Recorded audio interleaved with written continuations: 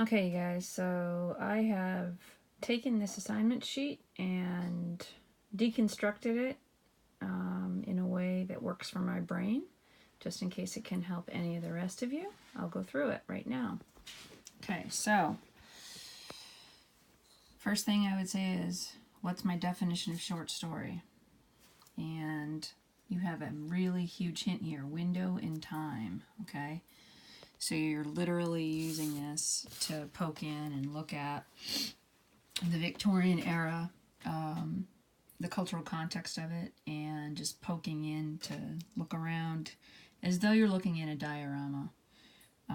So, first thing is you got to figure out, what do we mean by the Victorian period? So look at your notes, and if you don't have your notes in front of you, go on this funny thing called the interwebs and go someplace obviously credible. You guys know that.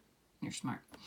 Middle class. See what the definition of middle class was during that time. You'll notice, I don't have it written here, but the yellow things on this are all related to time period, culture, cultural context, and geography. Okay? New audience. So if you read ahead of that, it says that, let me see, the new audience was the emerging middle class, right? Okay, so you got to find out, like, what's special about them? Why are they different? Why are there going to be changes in writing based on wanting to appeal to them? So who are they, or who were they? How are they defined during this time period in these places? Okay, you got to start there, because if you don't start there, it's all gonna flop. Okay, so we have Victorian period again, and then various elements of Victorian period. I would want to be sure that I knew exactly what that means. Okay, so for me, that means you'll need to research various elements of Victorian period. Okay, so think about all the normal parts of life that we researched for our research essay back in the fall. You know, how did people get to their jobs? What were their jobs? What were the working conditions like? What were the living conditions like? What was health like? What was lifestyle? What was lifespan?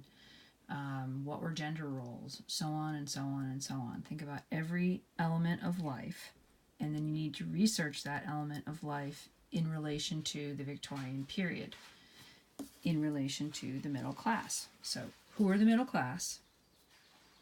And then how did they live during that time in these places? That's what this means. And here's the date range, okay? So there are those variables. And if you haven't done that, stop what you're doing, go back and do that, because the rest of this won't make sense if you don't do that. It's critical that you start with that.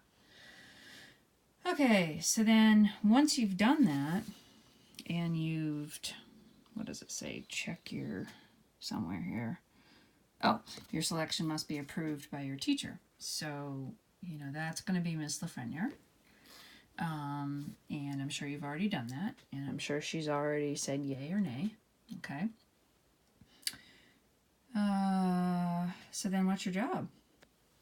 How was the story a product of the time period in which it was written? So how are you going to write that as a driving question, right? It's pretty much have your phrasing right there. So you just have to pluck that phrasing out. How the story was a product of the time period in which it was written. Okay, take that phrasing and then replace the story with the name of your story. And the time period is the Victorian time period.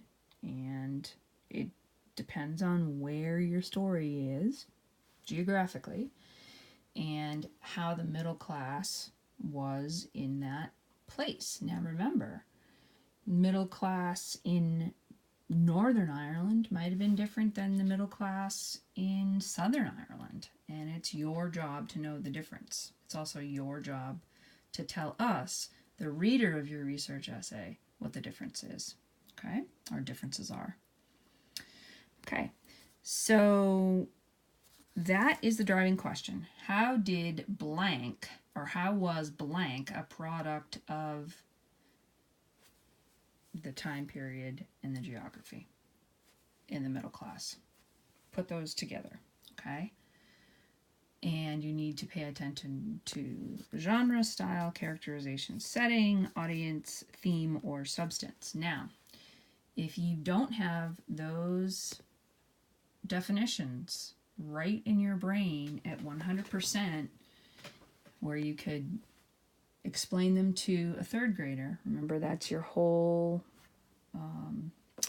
goal, is that anything that you are working with, you should understand it well enough to explain it to a third grader. And if you don't, you got to go back and understand it well enough to be able to do that. Okay? So go do that. And remember, genre, style, characterization, setting, short story, analyze, magazine, serialized stories, substance. These are all the, and I didn't write it here, but literary term variables that you need to have written down, because you will not be able to write this paper well if you have any pits of vagueness there, okay? Because remember, writing is refined thinking. Okay, so all of your research, it doesn't say how many resources. 1 doesn't make a pattern, 2 makes a pattern, 3 shows depth would be what I would say. But if you have gotten specifics from Miss Lafreniere or Mrs. Bryant, go with those. And I will be looking at your writing. So today is the 27th. So I'll be looking at your writing today and giving you feedback. I'm going to do 2 rounds of feedback. The first round of feedback is going to be where I go in and give you a general sense. Yes, this is on topic. No, this is not on topic. And if it's not on topic, I'm going to give you some questions in reference to this that will help you to focus so that you can become more on topic, okay? I'm not going to answer anything for you. I'm just going to ask you guiding questions based on the assignment sheet.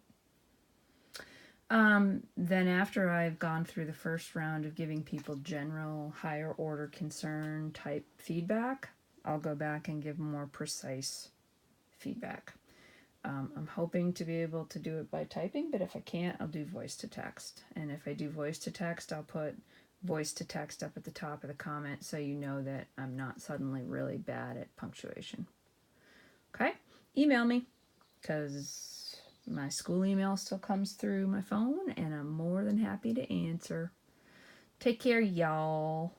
I'll finish writing out the key and put a picture of this up online. Asta.